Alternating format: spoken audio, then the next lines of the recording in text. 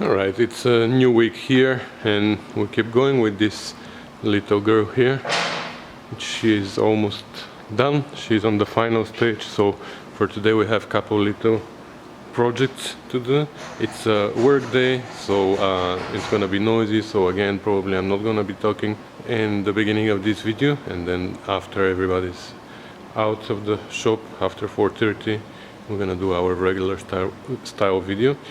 So I still have to install the center plinth here, but here we have a little problem.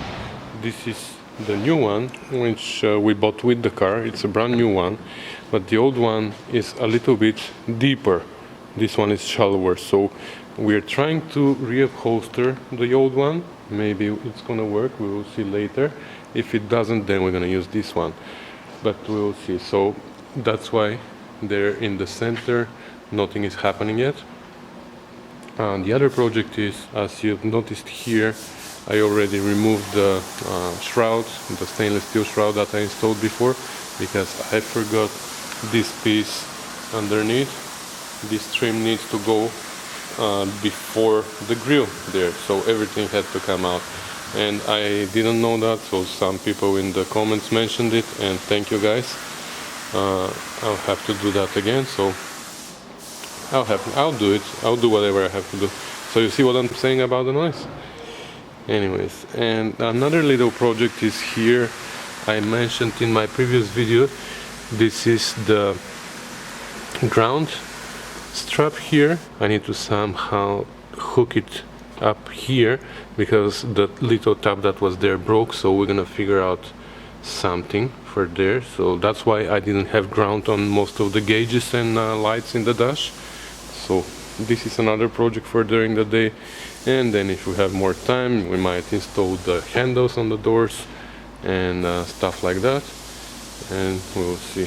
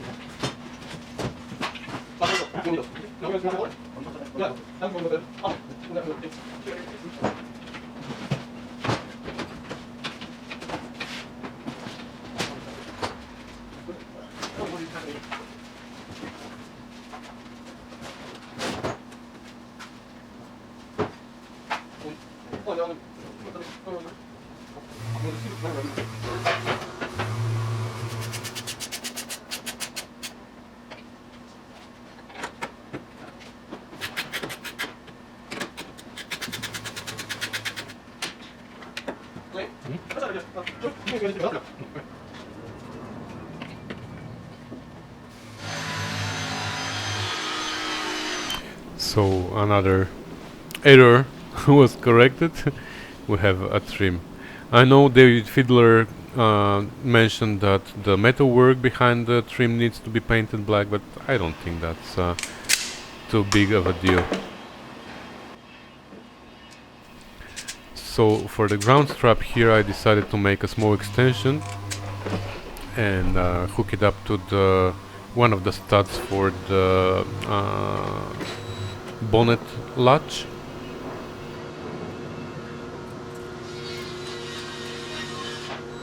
And that worked well. Our plinth is still not ready, so I might do something else. Oh, I have to do the wiring for the sender unit for the fuel gauge. Well, actually there isn't much to be done here because I already have the connectors here for the sender unit, and this is the ground for the sender unit over there, and this wire is for the light.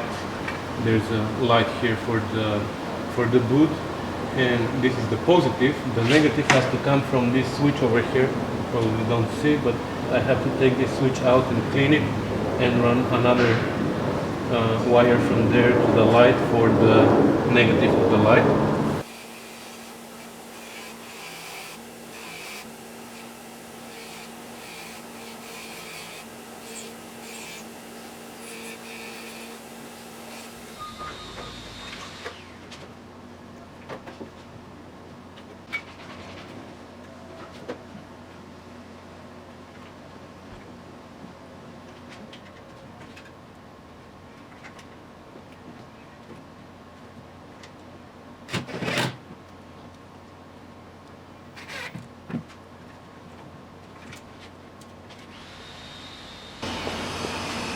And this is not the correct light for here, but I'm just gonna hook it up to test it for now.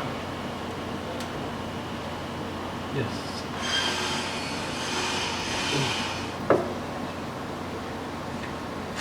Okay. So everything works well. I'm just gonna leave it without light for now because I don't want to drain the battery, you know. Let's turn the ignition on.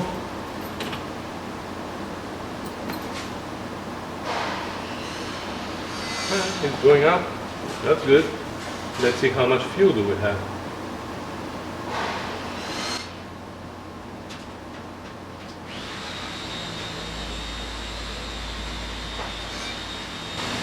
Oh, the voltmeter works too. I didn't pay attention. It was 11.5. Yeah, more or less there. Actually, you know what? Let's start the car.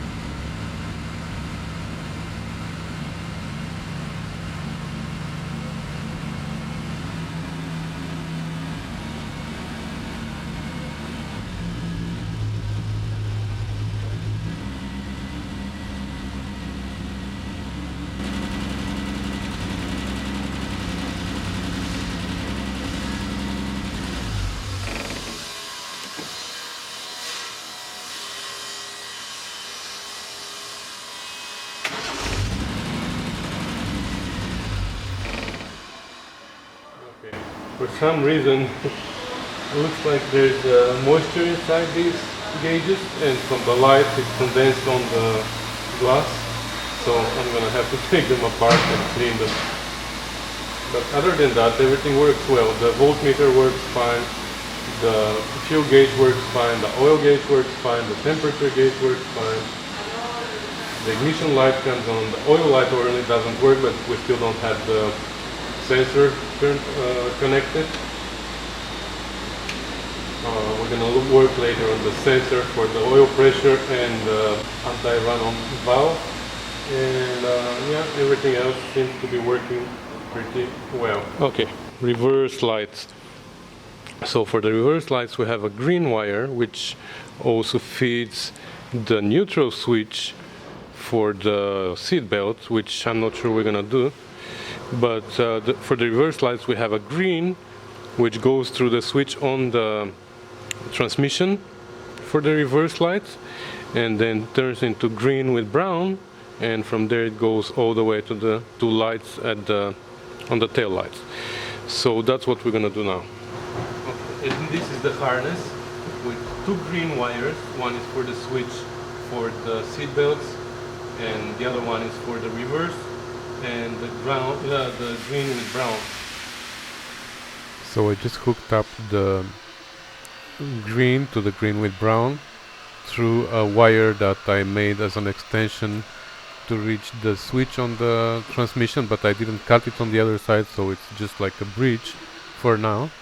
And I went to the back of the car to see what was happening with the tail lights. And the reverse lights are working.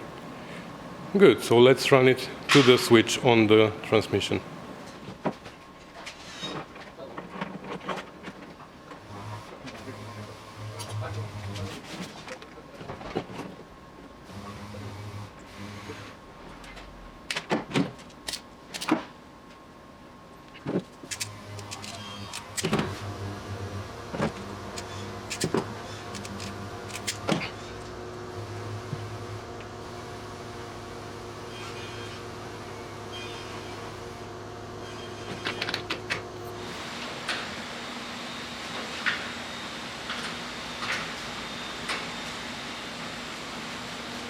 Okay, I decided I'm not gonna hook up the warning light for the seat belts because it involves so many switches and stupidities that I don't think it's needed, and buzzers and stuff. So this other wire, the other green wire that is here, I'm gonna keep it for now empty, and later I'm gonna hook up their USB and 12 volt plugs. So next, I think we're gonna run the cables for the speedometer, for the tachometer, for the choke, and for the heater. What I didn't realize though was that I should have run those cables much earlier before I installed the dash. So now I had to remove the dash, and even with the dash removed it was really hard to do it. So actually I run another, it's just a jacket from a cable, from an old cable. I run it the other way around, and then I taped the cables for the choke and for the heater valve to this jacket, and I pulled them out, and that worked well. So the cables are on. Before we put the dash on, I'm gonna start taking these gauges one by one out and cleaning them inside again, because they were cleaned like 2 years ago probably, but somehow they got moisture inside. So I'm gonna take them apart again, dry them, and put them back inside.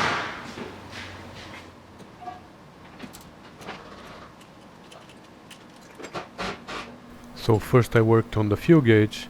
I took it apart, and with the help of my heat gun I warmed it up just enough so the moisture that was trapped inside could evaporate, and of course I was using the heat gun very carefully from a distance, and I was holding the gauge with my hand, so if my hand was surviving the heat, this means that the gauge would survive it too.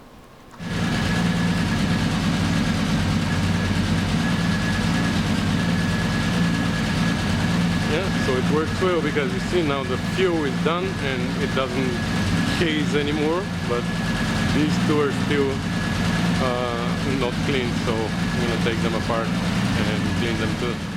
And now all of them are done, and there are no signs of moisture inside anymore. So one more problem solved. Then I hooked up the speedometer cable, and that was pretty straightforward.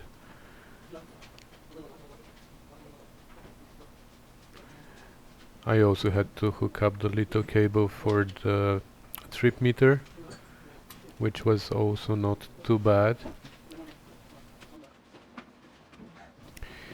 But when I had to put the speedometer in place and hook up the 3 ground cables at the back and actually secure it in place, oh my god, that was a really tricky job. But it worked well eventually, so I shouldn't complain much. The tachometer cable was pretty much the same thing, except it was really hard to pass through the grommet on the bulkhead, because the nuts at the end of the cable were too big to pass through the grommet. So I actually had to take the grommet out, fish the cable through the grommet, and then install the grommet on the bulkhead. And that was tricky again, but it worked. So that's the hole that we are using for the next to the gas pedal for the tachometer.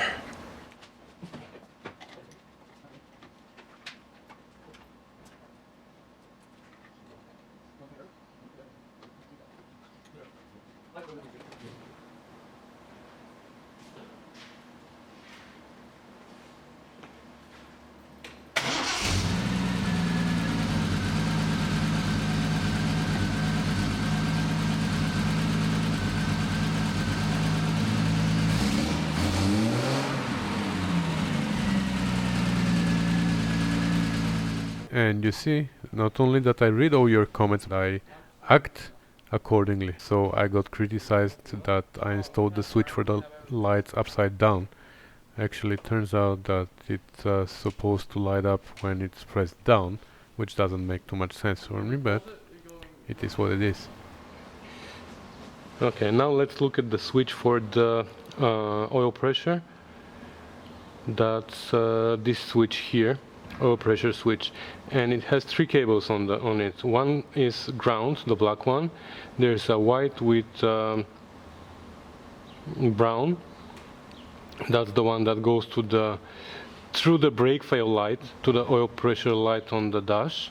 So when the pressure is low, the switch is connecting ground to the light. When it is high, it's connecting it to the what is this, anti-run-on valve.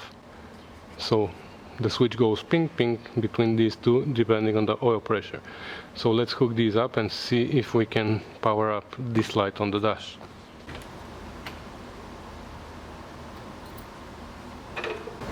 Oh, it's lighting up, but it's too dim.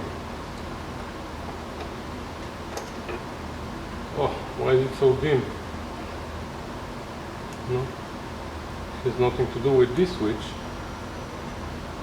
Maybe the bulb. And you see, when I take out this bulb, this light comes off too, because they are in series, the two lights.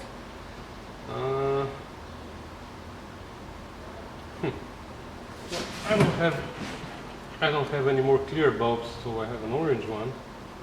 It's the same thing. Huh.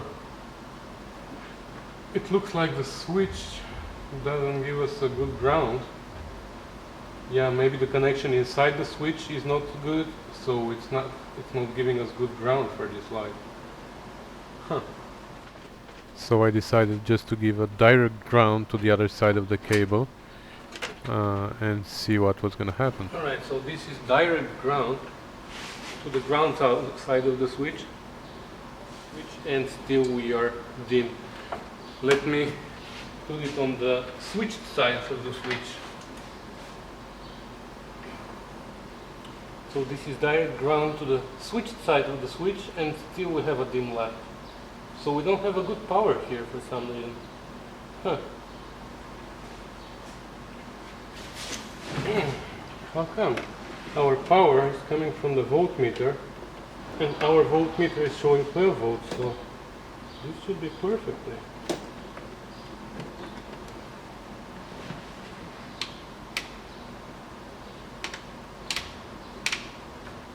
I don't understand why this is so dim, but it is what it is. So that's how it's gonna be. I'm sorry. Yeah. It comes off. That's the important part. When you start the car, it comes off. It's coming off when you start the car, and when the ignition is on and we have low pressure, it's coming on. So that's it.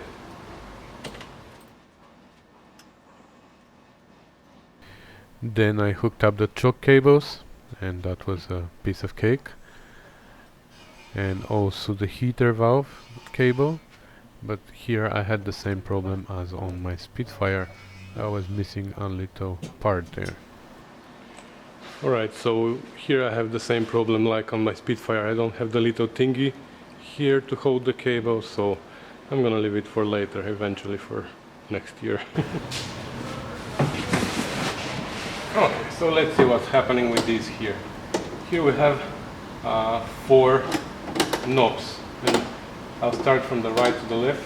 The first one is the choke cable, the second one is the heater valve, the third one is the switch for the motor, for the blower motor, and the last one, the fourth one, is the doors on the heater box. So it sends the air to the windshield for defrost, or to the inside to the footwells. So we have the 3 of them. The fourth one is this wiring here for this switch, which I don't know which one goes where, but we will figure it out eventually. And the blower motor is where? Heater fan switch. So we need a green wire. Where is that green wire? Oh, so you know what?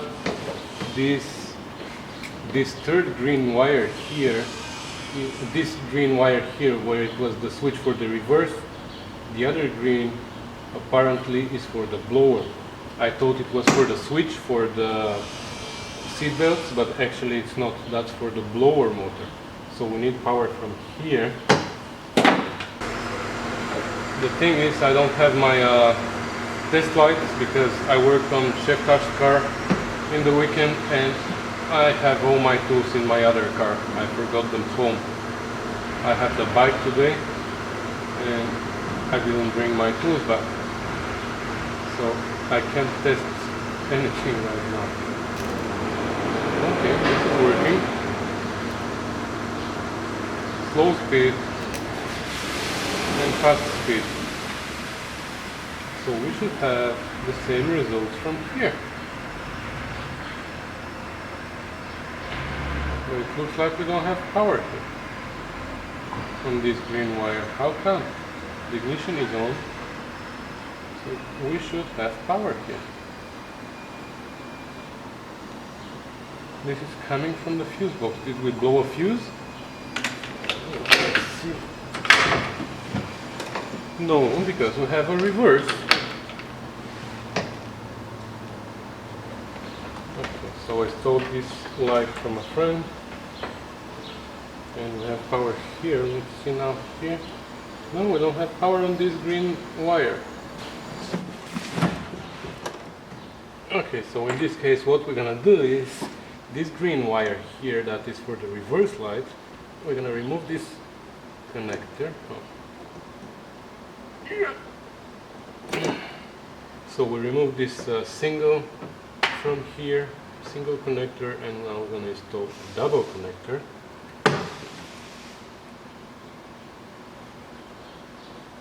And now we have one more available here for this little cable that I made.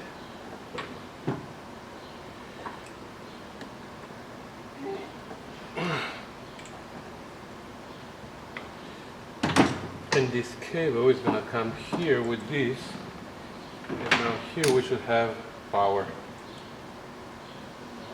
when we turn the ignition on. And we don't.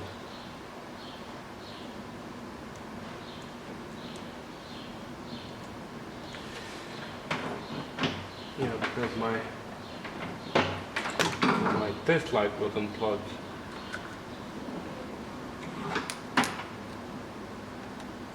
Okay.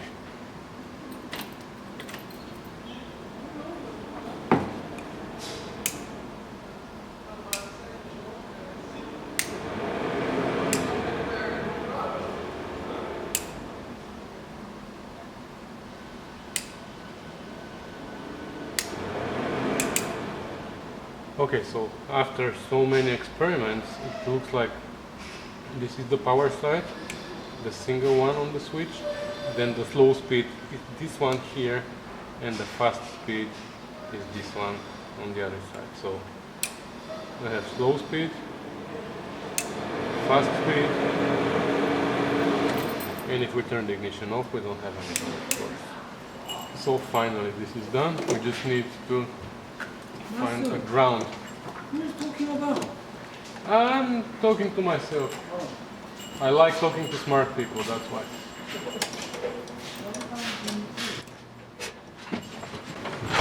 What a wonderful Triumph. Okay, so now we can install this new part because the old one. Let me test fit this one.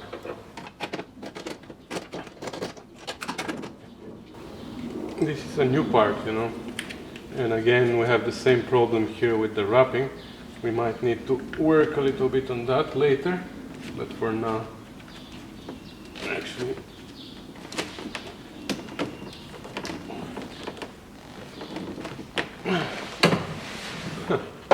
why is this like that?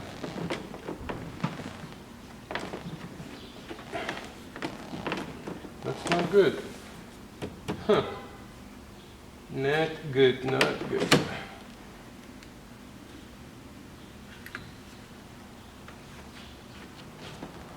It's not like that, right? Huh. Even though the shape, it's more like this. Wow. this shape matches perfectly like this, but it's not like that. That's not possible. Something is definitely wrong here. Alright, this is the 74 TR6, and you can see how much deeper is the this part here, and compared to this one. See how shallow is this one? And that's not the only problem. What worries me the most is this cutoff here. You see how it is shallower, even shallower here, and here we have a nice straight line. So I'm not really sure what's going on. We have the same one from the 73, and Jake took it to try and rewrap it, but this didn't work, and I don't even know where it is. But it's really badly cracked here, as exactly as this one. It's cracked here, so we can't use it for the 73, and that's weird now. So I don't know what to do. But this, definitely, this one is wrong. I don't know what car is it for, maybe for TR4 or TR4A, I don't know. It doesn't even have the hose, but it has them marked at the back, so you can drill them if you want. But that's not what we need, so I can't go ahead with these switches on the 73. So it looks like we can't do anything right now with this. I'm just gonna leave them hanging here, and we're gonna have to order another one. And in the meantime, I can do other things. So I think I'm gonna end up this video here, and yeah, we're gonna make another one with this separate part here. And yeah, that's gonna be it for today, guys. We'll see what we're gonna do in the next one. I think in the next video we're gonna do the windshield. What are you gonna say? Why not? Alright, so thanks for watching, guys. See you next time. Bye.